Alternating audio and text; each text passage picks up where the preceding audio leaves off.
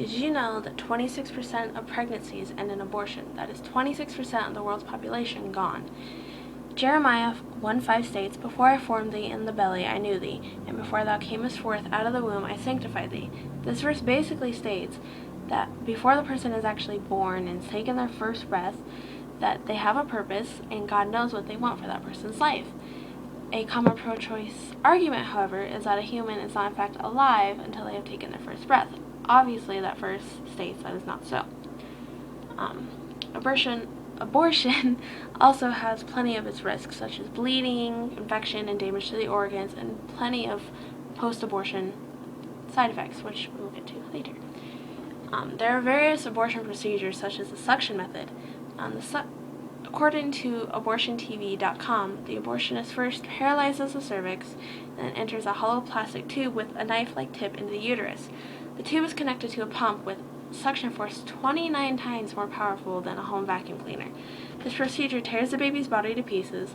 The placenta is then cut from the inner wall of the uterus and placed into a bottle.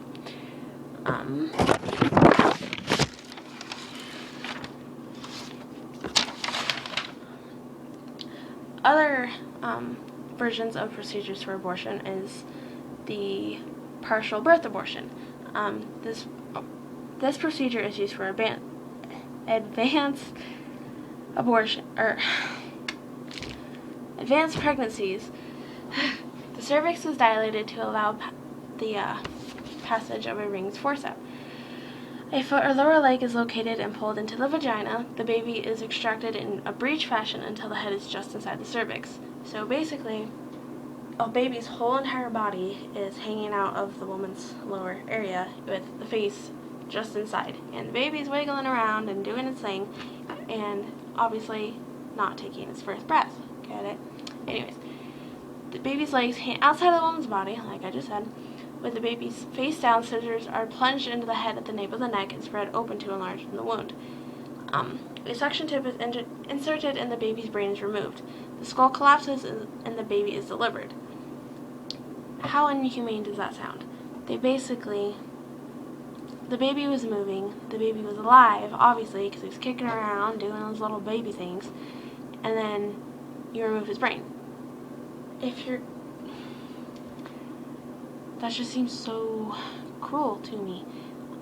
I don't understand how in our world a man can be sentenced to life in prison for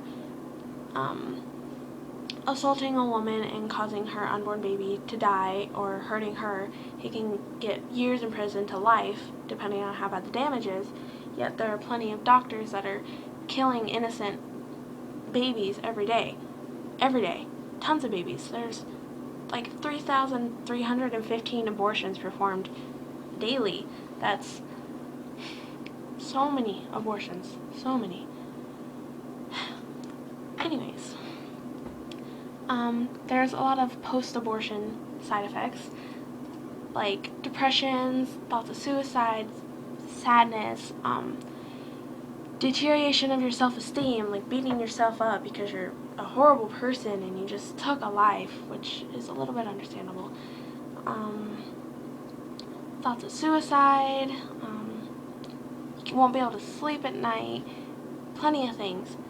There's other things like longing to be pregnant again to make up for the abortion that you just had, and so many other things.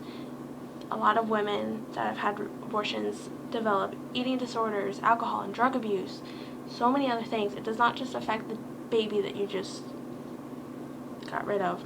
It affects you and your family members. It can cause relationship problems. It can cause so many things. It's just not worth it. You might as well just put the kid up for adoption. About 50,000 women who get pregnant that don't want a baby just put the child up for adoption. Yes, that is probably just as hard as an abortion, maybe harder, because you bonded with the child for 9 months and it'd be like something was missing, and that'd be hard. But there are various options. There are adoption, keeping the baby and getting emotional and financial support from your peers, family member. I'm sure your family would help you if you were having a baby and you couldn't afford it. and so many other things you can do besides an abortion. What else? And that's all I have to say. I believe with all my heart that abortion is murder, and that it is wrong and inhumane, and that it should be somewhere in the Constitution that all living creatures, even the unborn, should be protected. And it should be a law. And it's just sad. And that's all I have to say. So, bye.